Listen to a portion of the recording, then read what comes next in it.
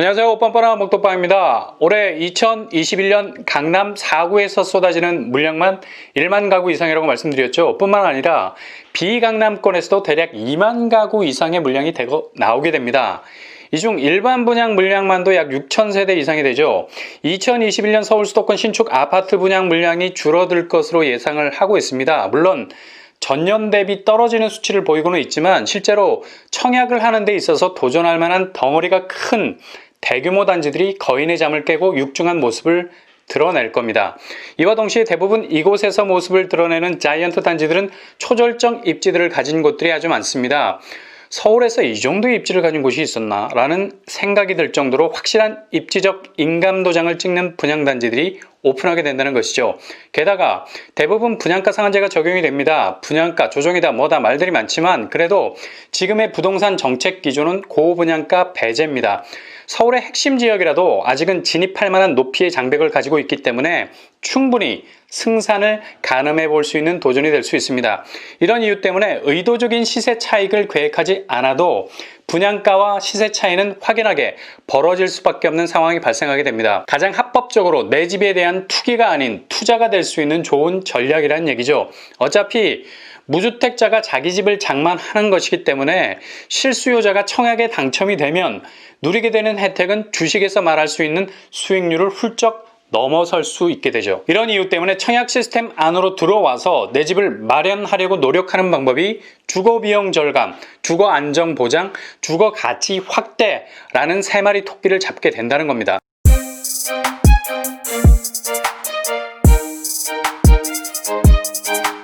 그래서 올해 2021년 비강남권에서 일반 분양을 앞두고 있는 대규모 단지들을 한 번쯤 스캔해 볼 필요가 있습니다. 우선 이문 휘경 뉴타운에 속해 있는 이문 1구역과 이문 3구역입니다. 이곳에서 쏟아낼 물량만 7,225가구입니다. 거의 8,000가구에 육박하는 신축 아파트가 들어설 예정인데요. 이 중에 일반 분양 물량이 이문 1구역은 1,600세대, 이문 3구역은 803세대 정도 됩니다. 도합 2,403세대 정도 수준이 되죠. 일반 분양 물량 치고는 굉장히 덩어리가 큰 규모라고 할 수가 있겠죠. 이문 1구역은 올해 중반기 정도의 분양이 예정되어 있습니다. 시공사는 삼성물산 레미안입니다. 지하 6층에서 최고 27층까지 규모고요. 총 40개 동으로 이루어져 있습니다. 평형은 52제곱에서 99제곱으로 이루어져 있는데 특별 공급 물량과 추첨제 물량을 기대할 수 있습니다. 이문 3구역 역시도 올해 중하반기로 일반 분양이 예정되어 있습니다. 시공사는 GS건설과 HDC 현대산업개발입니다. 지하 7층에서 지상 40층 규모입니다. 평형은 20제곱에서 130제곱으로 이루어져 있는데 8호제곱 초과분에 대해서 조합원들이 얼마를 가져가느냐에 따라서 추첨제의 향방이 결정될 예정입니다. 외대암역과 신이문역 사이에 위치해 있는 더블 역세권이죠. 이문 1구역보다는 여기 훨씬 가까워 보이는 곳이 바로 이문 3구역입니다. 청량리역이 가까워서 청량리역 개발의 호재를 누릴 수 있는 장점이 있죠. 주변 시세로는 휘경 SK뷰 84제곱이 13억 원의 시세를 형성하고 있습니다. 분양가와 대략 2배 정도의 차이를 보이고 있다고 생각하시면 되겠고요. 다음으로 장이 뉴타운에서 올해 분양을 예상하고 있는 장이 4구역, 6구역, 그리고 10구역입니다. 일단 장이 4구역은 철거가 96% 정도 진행이 됐습니다. 시공사는 GS건설, 최고 31층 31개 동으로 이루어져 있습니다. 올해 하반기에 분양될 가능성이 높고요. 총 2,804가구 중에 일반 분양이 1,184가구 나올 예정입니다.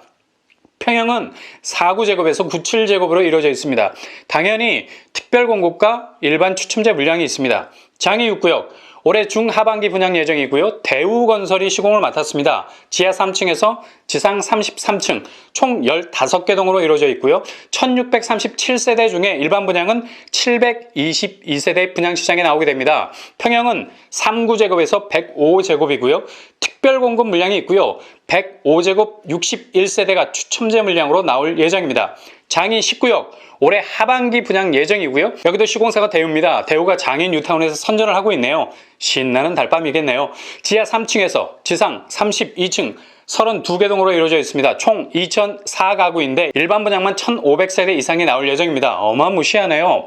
평형은 38제곱에서 114제곱, 당연 특별 공급 있고요. 추첨제 물량도 있습니다. 이렇게 장인 뉴타운에서 나오는 일반 분양 물량만 3000세대가 넘는데요. 비강남권에서 아마 최대의 규모와 잠재성을 가진 곳이라 할 수 있겠습니다. 주변 시세로는 북서울 꿈의 숲 아이파크가 84제곱이 13억 원에 형성이 되어 있습니다. 장인 뉴타운 분양가의 2배라고 보시면 되겠습니다. 흔히 이문동과 장위동에 대한 우위를 따지기가 쉬운데요. 일단 교통비리 측면에서 장위 쪽이 약간의 우위에 있습니다. 장인 뉴타운에 해당하는 장위 4구역, 6구역, 10구역이 모두 돌고지역과 석계역이 가깝지만 이문 뉴타운은 이문 1구역이 이문 3구역보다 역에서 조금 멀어 보이죠. 뿐만 아니라 교통 호재 면에서 장인 뉴타운은 광운대 KTX 호재와 가깝고 동북 경전철 수혜를 직격으로 받을 가능성이 높습니다. 물론 동북 경전철의 직접적인 수혜는 장위 2구역이지만 그래도 수혜 범위 안에는 들어간다는 얘기죠. 그 다음으로 분양에 들어갈 곳은 성동구 용답동 재개발 지역입니다. 청계천이 신담역과 용답역 사이를 흐르고 있기 때문에 청계, 리버뷰, 자이라는 이름이 붙여졌죠. 시공사는 당연히 GS건설이고요. 지하 2층에서 지상 35층 14개 동입니다. 총 1362가구이고 일반 공급 물량이 797가구입니다. 이주가 완료된 상태고 한창 철거가 진행 중에 있습니다. 평형은 5구제곱에서 84제곱으로 이루어져 있습니다. 당연히 특별 공급 있을 거고요. 추첨제 물량 아쉽게도 없습니다. 주변 역세로는 답심리역이 도보로 5분 정도 거리에 있습니다. 그리고 두 정거장만 가면 왕십리역에 닿을 수 있죠. 2호선으로 환승이 가능하고요.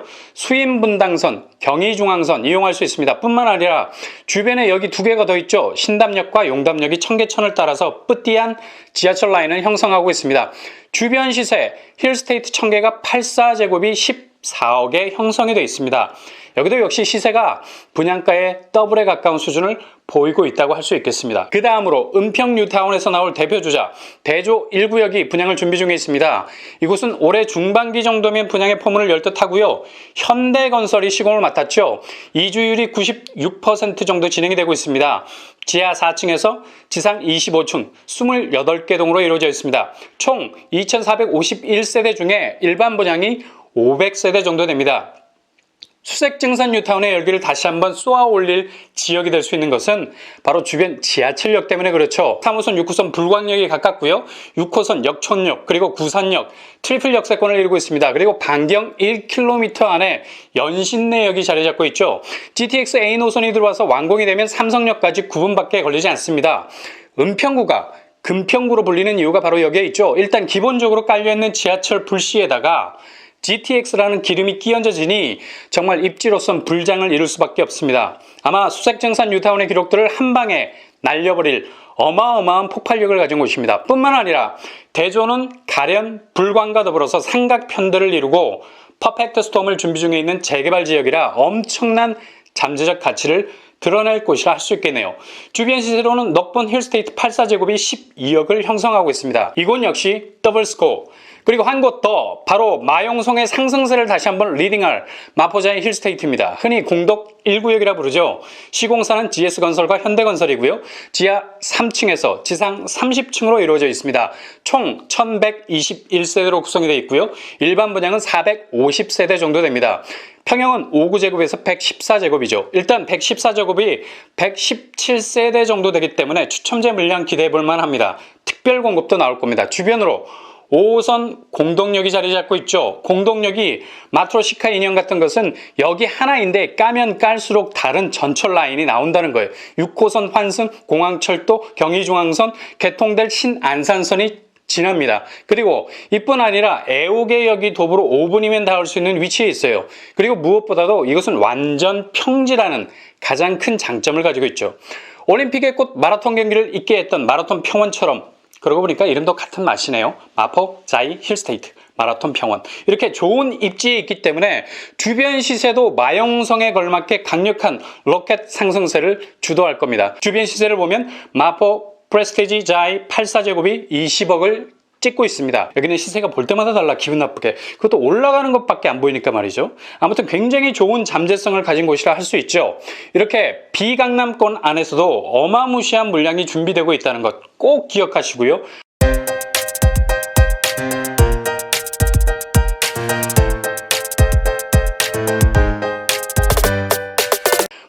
고기반 고기반이란 말이 있잖아요. 망망대해에서 바다낚시 잘못했다가는 강기만 온팡 들고 물고기는 한 마리도 못 잡습니다. 그래서 확률을 높이기 위해 가두리 양식장에서 바다낚시하는 분들이 있죠. 정말 물반 고기반이라는 말처럼 내가 고기를 잡는지 고기가 나를 잡는지 모를 정도로 낚아 올리는데 정신이 없습니다. 왜 제가 청약 시스템 안으로 들어와서 내 집 마련을 하라고 말씀드리는지 알 수 있는 팩트들을 분양단지를 소개하면서 쭉 말씀드렸습니다. 지금은 경쟁력이 부족하더라도 끝까지 포기하지 않고 청약에 도전하는 것이 중요합니다. 그러다 보면 시간이 지나면서 경쟁력이라는 근육도 붙게 되고요.